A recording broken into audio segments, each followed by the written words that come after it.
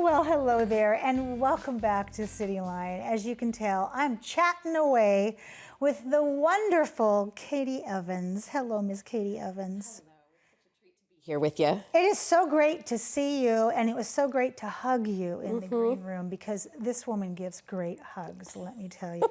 I've missed them, so I know!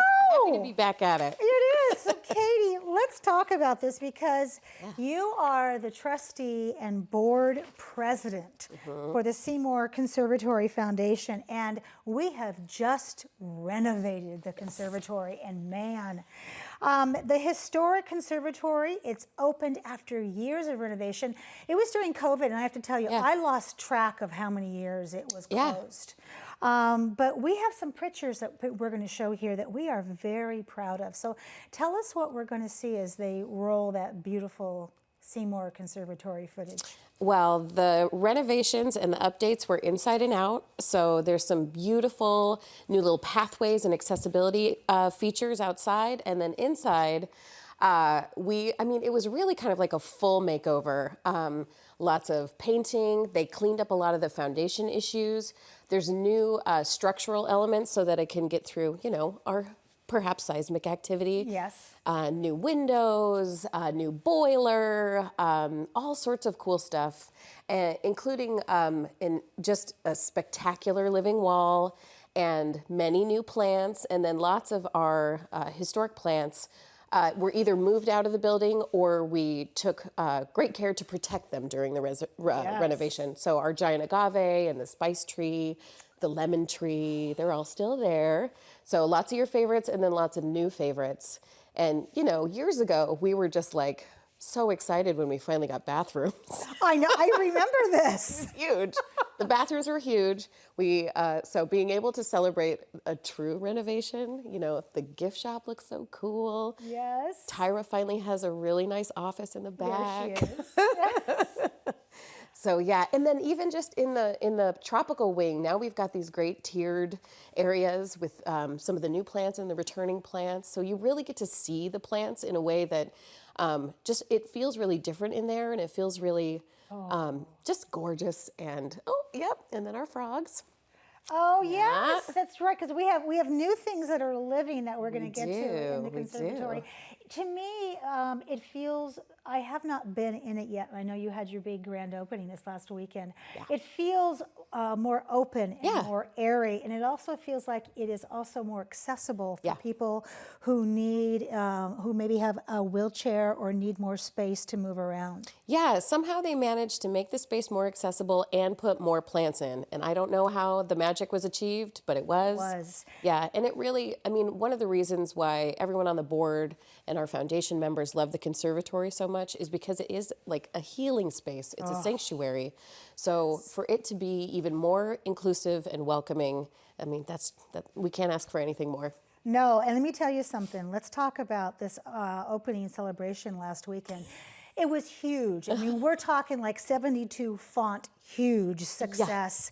The pictures on social media, there is one I definitely want to call out because it is a beautiful picture. It is a picture of some wonderful volunteers standing behind a table. And on the other side of the table is a line of people. And what struck me, Katie, about this picture was it was so diverse. Different ages, different cultures, BIPOC community. Boy, you guys hit it out of the park. You know, it really is. I put a lot of that credit towards Metro Parks and also Tyra Chenault, who is the conservatory manager and also oversees the greenhouses. She develops the programming for the conservatory, and her focus really is on justice work, community building, and inclusion. So her work really makes this a welcoming space, and the kind of outreach, especially I think during the pandemic, people needed to see something beautiful and welcoming and for them. And the conservatory really did that work through the pandemic. Like we were part of the process of like renewal and restoration and coming together. I was not prepared for how much it was going to happen. I mean, we had almost 1,000 people show up. So it was all day long party. We had all sorts of cool crafts. And yeah, just seeing so many families and so many new neighbors. There's a lot of new folks in Tacoma. Yes. And they were enthusiastic. You know, that just warms my heart because, 20 years ago, we didn't see that kind of traffic into the conservatory, nor did we have that much of a boost in our population. But boy, now we do. And so speaking of that, I can hear our audience members going, so if it takes a village to raise a renovation like this, who paid for the project?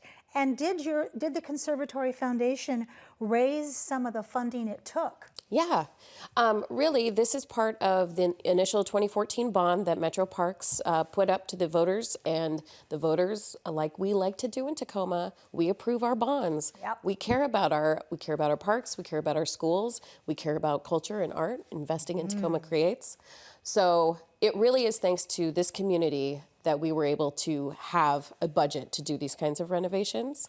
The Conservatory Foundation is small but mighty. We're a membership-based group, so you apply, you give us an annual donation, and you're a part of the foundation. We do botanical reciprocal agreements with other conservatories, and then you also get invited to some fun parties and things like that. But really, you're there. Your investment is supporting the conservatory and its programs and projects. So that's what the foundation does. And the reason why there's a habitat for the golden dart frogs is because we came together and helped make sure that that vivarium happened. Well, okay, so let's shift to that, and then we'll come back to new plants.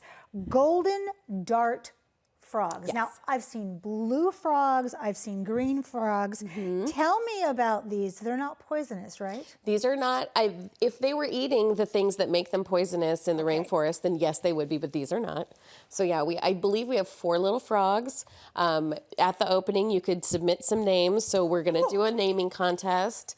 So all 4 of ours are little goldens, and they're still really shy, and they're still like babies. So they're kind of hiding a little bit, but they'll get used to their habitat, and they'll be out a little more. So I've seen 2, I think, so far. I love that. And they're so adorable. I can't wait for the elementary schools and the preschools in the area to come look at those frogs and the stories you're going to hear. Well, and that kind of same like meditative experience you have interacting with our koi. Yes. You do with some frogs too. So, and we can also interact with 2,000 new plants were added, including some that Metro Parks grew themselves. I mean, you're always taking care of us.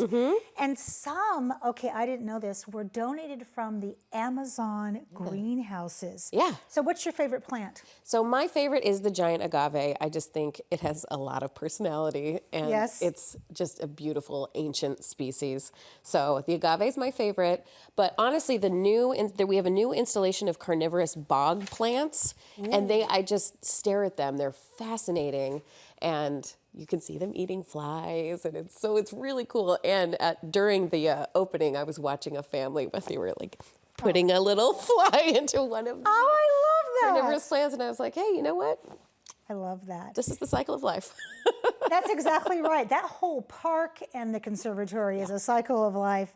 And I know that you probably know this in your sleep, but I want our viewers to know that the Seymour Conservatory is just one of 3 other public conservatories in the nation. We've got one in Seattle and one in San Francisco, but ours, ready for this? The only one that is free to get into. In your mind, what does this say about how Metro Parks serves our community? I mean, we want to keep those doors open. When you need the conservatory and you need that sanctuary, it is there for you. So, and that's the way that's the best of our community, I think. We open those doors, we welcome you in. So, but yeah, we're the tiniest, but the mightiest, the coolest. So I asked you about wedding season coming up. And you tell our viewers what you said to me. Well, it's already happening. The flame has been lit for sure. I think I talked to like 6 different couples who were like, so can you get married in here? And I was like, yes, you can. So yes, the conservatory, and that is a great way to support the conservatory too. So those event rentals are really helpful for our programming. And you can rent the conservatory for photo shoots and stuff like that. So those are very popular too. So yeah, it's fun. This last minute, can let us know how other folks in Tacoma can be a part of the plant paradise. Can we volunteer? Absolutely. So Tyra is always welcoming volunteers who want to come and just hang out with the plants and help take care of them. She'll tell you what to do, which is great. And then there are so many great programming, and the calendar's kind of coming together right now for the summer. So there's going to be a lot of opportunities, and really just go in and stare at your favorite plant, breathe deep.